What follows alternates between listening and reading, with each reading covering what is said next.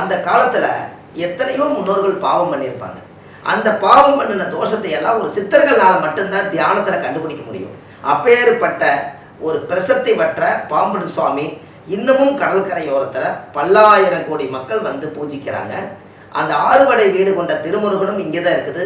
எத்தனையோ மக்களுக்கு இது தெரியாமல் இருக்கலாம்.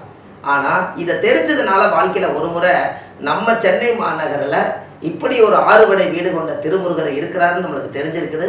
நம்மளும் ஒரு முறை போய் அவர் வழிபாடு பண்ணலாம் நீங்கள் நினச்சி வீட்டில் வீடு வாசல்லாம் வலிச்சு பூசி சாமி கும்பிட்டு அந்த ஆறுபடை வீடுக்கும் போயிட்டு வந்தாச்சுன்னா அதில் இருக்கக்கூடிய ஒரு முருகராவது உங்கள் வீட்டுக்கு குடிக்கொண்டு உங்கள் பிரச்சனை தீர்த்து கொடுப்பார்.